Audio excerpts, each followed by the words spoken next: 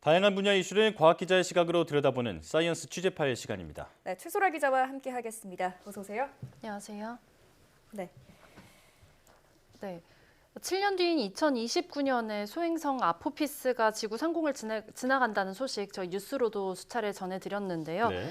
국내 연구진은 아포피스가 지구를 스치듯 지나가는 바로 그 시점에 이 소행성을 탐사하기 위한 계획을 세웠습니다. 하지만 프로젝트가 예산 문제로 무산될 위기에 처했습니다. 예. 과학계는 이번이 2만 년 만에 한 번 올 법한 기회라면서 안타까워하고 있는데요. 자세히 다뤄보겠습니다. 네. 자, 얘기를 나누기 전에 소행성은 사실 뭐 공룡 멸종 영화라던가 우주 관련 그런 SF 영화에서 사실 주로 보던 소재인데 소행성이 무엇이고 또 과학자들이 이처럼 소행성에 집중하는 이유는 뭘까요? 네, 소행성은 태양 주위를 공전하는 행성보다는 조금 더 작은 천체인데요. 주로 화성과 목성 사이에 많이 분포돼 있고요. 또 언뜻 보면은 커다란 바위처럼 생기기도 했습니다. 네. 과학자들은 소행성을 굉장히 흥미로운 연구 대상으로 보고 있습니다. 소행성이 태양계 생성과 함께 생겨났기 때문에 태양계 초기 상태를 보존하고 있는 타임캡슐이라고 부르기도 하고요. 또 지구나 화성, 목성과 같은 행성들이 소행성들이 엉켜붙어서 만들어진 것으로 추정이 돼서 행성의 기원을 찾을 실마리로도 생각하고 있습니다. 아, 예. 자, 특히 이번에 그 아포피스 소행성은 소행성을 연구할 수 있는 아주 귀한 기회라고 하는데 왜 그런 건지 설명해 주시죠. 네, 그동안은 일부 작은 소행성들이 지구에 근접하기도 했었는데요. 아포피스 소행성은 평균 지름이 340여 미터급으로 큰 데다 또 7년 뒤에 지구에 3만 킬로미터까지 가까워집니다. 이 정도 크기의 천체가 인간이 쏘아올린 정지궤도 위성보다 더 가까이 지나가는 건 2만 년 만에 한 번꼴로 나타난다고 여겨지거든요. 네. 그래서 과학자들은 아포피스가 지구에 근접할 때 아포피스 지표면에 산사태와 같은 이런 큰 변화가 일어날 것으로 생각하고 있습니다. 이번에 소행성이 어떻게 또 어느 정도 변하는지 알아낸다면 과거 태양계에서 소행성이 어떤 변화를 거쳐서 지금 상태에 이르게 됐는지 추정하는 데 좀 도움이 됩니다. 그리고 또 아포피스는 지구에 가까워지면서 자전축이 틀어지거나 공전궤도가 길어질 것으로 예상되는데요. 예. 이걸 관측하는 것도 매우 중요합니다. 현재로서는 이번 근접이나 또 다음에 2036년에 있을 다음 근접 때는 소행성과 지구의 충돌 가능성이 거의 없다고 하는데요. 네. 만에 하나 먼 훗날 아포피스가 지구에 부딪힌다면 크기로 봐서는 충돌 지점에서 반경 수백 킬로미터를 초토화할 수 있는 정도의 위력이거든요. 예. 이번에 소행성에 어떤 변화가 생기는지 보고 또 지속적인 추적 감시가 필요하다고 보고 있습니다. 자, 2만 년에 한 번꼴로 나타나는 아주 절호의 기회인데 이 국내 연구진이 계획한 아포피스 사업 내용은 구체적으로 어떤 내용을 담고 있나요? 네, 이번 사업은 우리나라가 독자적으로 만든 탐사선을 우리 발사체로 발사해서 아포피스 궤도에 투입하고 탐사를 진행하는 사업이었습니다. 네. 한국천문연구원이 사업을 총괄하는 동시에 또 평광 카메라와 같은 과학 탑재체를 제작하고요. 한국항공우주연구원이 한국형 발사체 누리호를 현행 3단에서 한 단 높여서 4단으로 개량하고 또 탐사선 등을 개발하고요. 국방과학연구소가 탐사선을 아포피스 궤도에 직접 투입하게 될 4단 킥모터 개발에 참여할 계획이었습니다. 계획에 따르면 탐사선은 2027년에 발사돼서 12개월 반 동안 날아가서 아포피스에 10km까지 접근하고요. 네. 또 2029년 2월에서 4월 사전 탐사를 진행하고 또 아포피스가 지구에 가장 가까워지는 4월 14일부터 3개월 동안 본격적으로 관측을 하게 됩니다.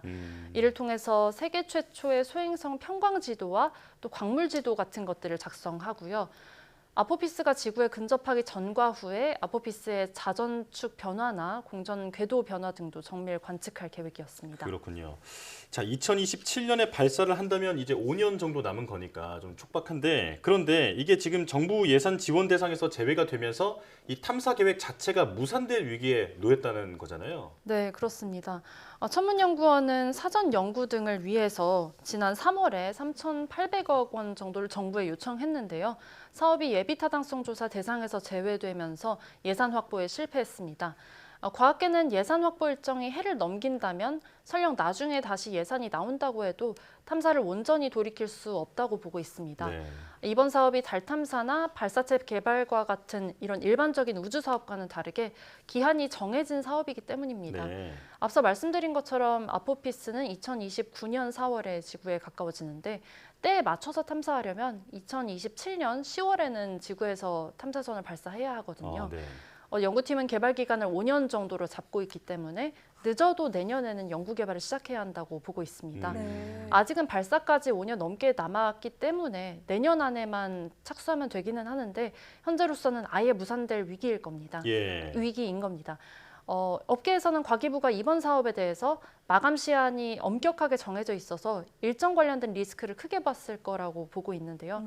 현 정부도 누리호를 발사하는 것처럼 이런 우주 산업을 적극 추진해 왔고 또 새 정부도 우주청을 설립하겠다고 하는 등 우주 산업을 더 확대할 방침을 밝힌 시점에서 이 같은 도전적인 또 실험적인 사업을 지원해야 하는 것이 아니냐면서 아쉬워하는 분위기였습니다. 그렇군요. 네.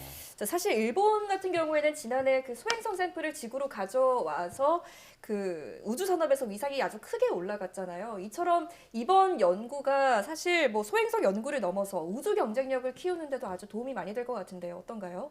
네, 그렇습니다. 우주 분야는 천문학적인 비용이 들고 또 고도의 기술력이 필요하기 때문에 국제 협력이 필수적일 수밖에 없고 또 실제로 협력이 굉장히 활발한 분야입니다. 네. 이 때문에 우리가 높은 기술력을 갖출수록 해외에서도 프로젝트를 함께 진행하자면서 손을 내밀 가능성이 커집니다. 네. 일본의 경우도 하야부사 1호와 2호를 지구에서 3억 4천만 킬로미터 떨어진 소행성 류구에 보냈고요.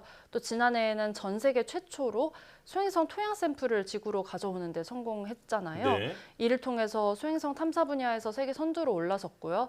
또 유럽 우주국과 또 미국 나사와의 협력이 한층 더 활발해졌거든요.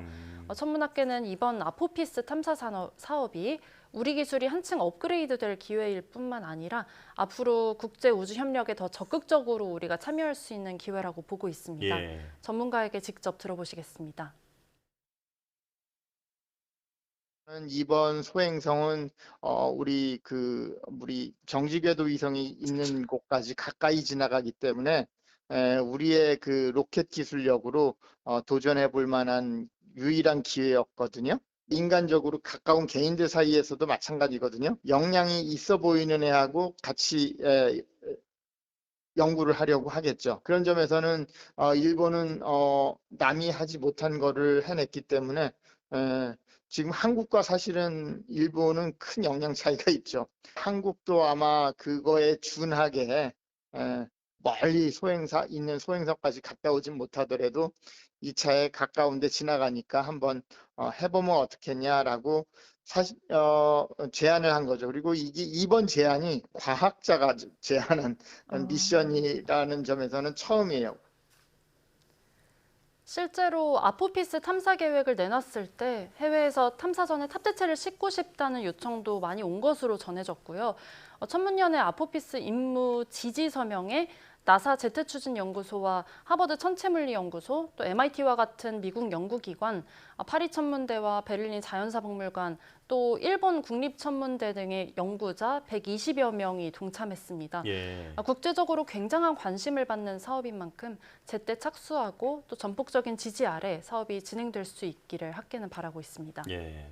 자, 이제는 우주 개발이 국가 경쟁력과 직결되는 시대인데 좀 현실적인 어려움이 있더라도 이게 탐사에 나설 수 있는 좀 현실적인 방향이 좀 나왔으면 좋겠습니다. 네, 사이언스 취재 파일 최소라 기자 함께했습니다. 고맙습니다. 감사합니다.